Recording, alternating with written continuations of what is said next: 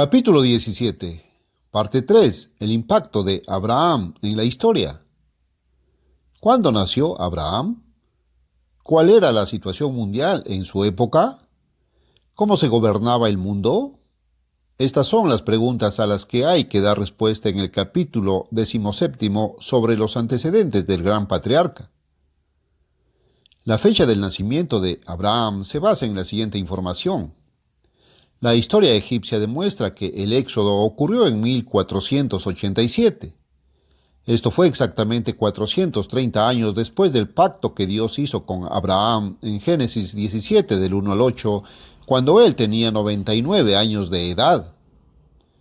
Éxodo 12, 40-41 prueba que fue exactamente un periodo de 430 años, porque el versículo 41 dice: Y aconteció que al cabo de los 430 años, ese mismo día, aconteció que todos los ejércitos del Eterno salieron de la tierra de Egipto. Ahora regrese y observe el versículo 40. El verbo no se expresa en el hebreo original. La mayoría de las Biblias insertan el verbo fue en cursiva, pero la traducción correcta debería serlo. Y la peregrinación de los hijos de Israel, los que habitaron en Egipto, cumplieron 430 años. Gálatas 3, 16, 17 añade información vital sobre este periodo de 430 años, mostrando que abarca desde Abraham hasta el Éxodo. Éxodo 12:41 dice que este periodo duró 430 años. El Éxodo fue en la primavera de 1487. Sumando 430 años a 1487 da la fecha de 1917 para Génesis 17. En ese momento Abraham tenía 99 años, por lo tanto ya estaba en el 100º año de su vida. Usando el cómputo de otoño a otoño, Adán fue creado en el otoño.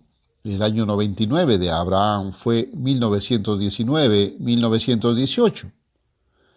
No cumplió 100 años hasta el otoño de 1917, 6 meses después de que se hiciera el pacto. 100 años antes de 1917 es 2017, el año del nacimiento de Abraham. El año del nacimiento de Abraham es importante para entender la cronología bíblica.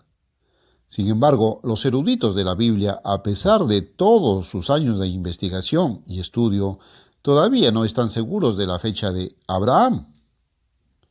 Pero las fechas correctas para Abraham y toda la historia antigua pueden ser conocidas, probadas y entendidas.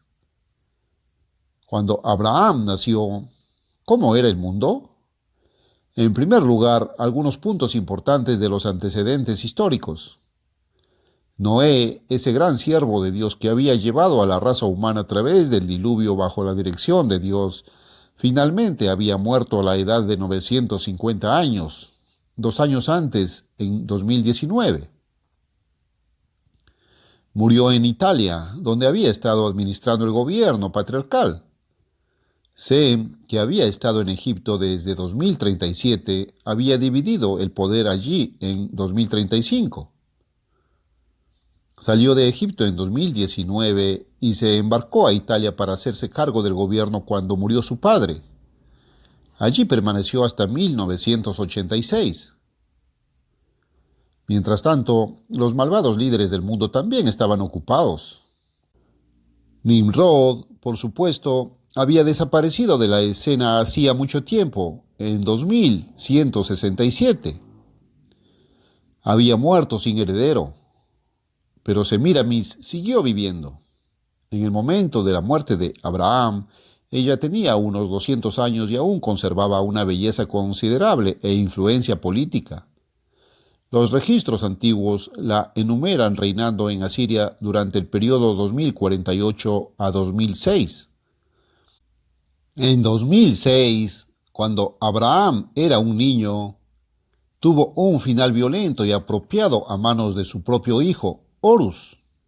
Horus, el hijo ilegítimo de esta famosa y malvada mujer, estaba en ese momento librando muchas batallas exitosas en sus esfuerzos por construir y expandir el imperio asirio. finalmente murió en 1968, cuando Abraham tenía 49 años. Esto, en resumen, es la situación política mundial en la que nació Abraham. Pero se puede decir un poco más acerca de qué clase de mundo era este, 352 años después del diluvio y 237 años después de Babel. Por un lado, la población era todavía relativamente pequeña. No se realizó ningún censo en ese tiempo del que tengamos registro.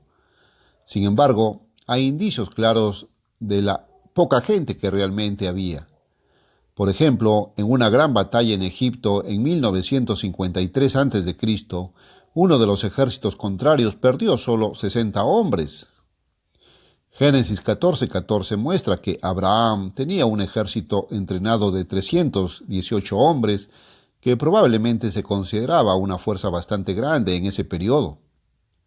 Otras evidencias históricas indican que la población de Egipto no comenzó a alcanzar realmente un tamaño considerable hasta después de 1700.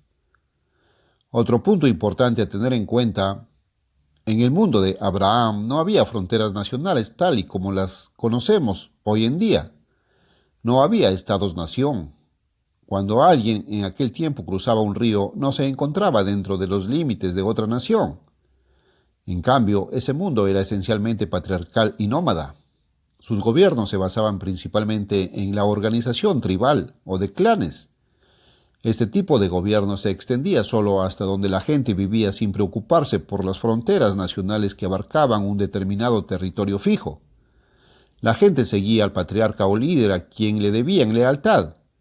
Era una cuestión de lealtad, no de patriotismo nacionalista y gobiernos centrales.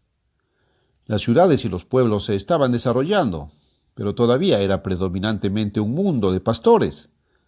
El modo de vida nómada siguió siendo la tónica. Para usar una analogía moderna de los Estados Unidos, como se puede decir, este mundo era como el oeste antes de la llegada de los ocupantes ilegales.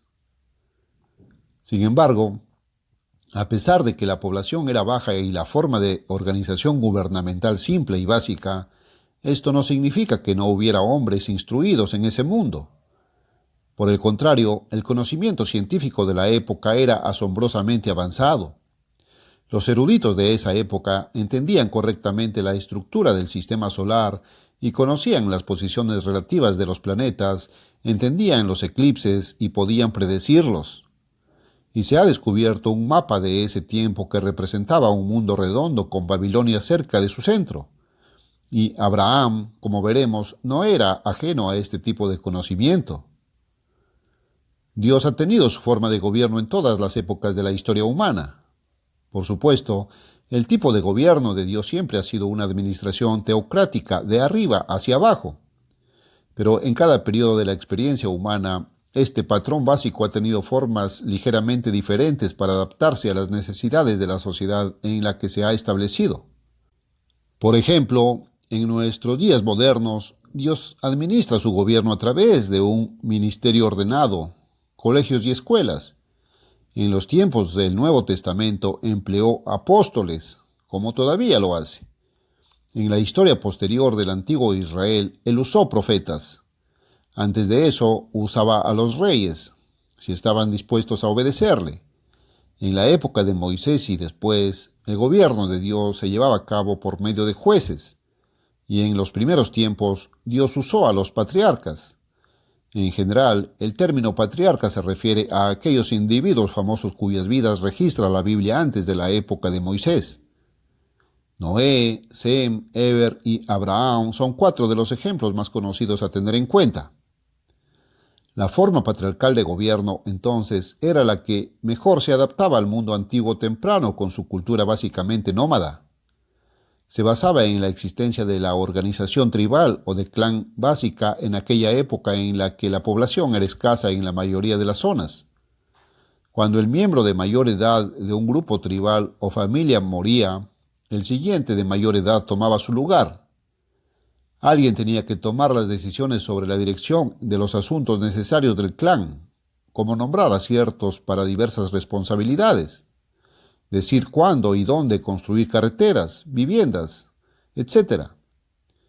Estas decisiones tenían que ser tomadas y generalmente se dejaban a los más viejos o a los más sabios. De esta manera, la administración de responsabilidades y decisiones se llevaba a cabo dentro de la propia unidad familiar. Esta forma de gobierno era posible siempre y cuando la población no fuera demasiado extensa.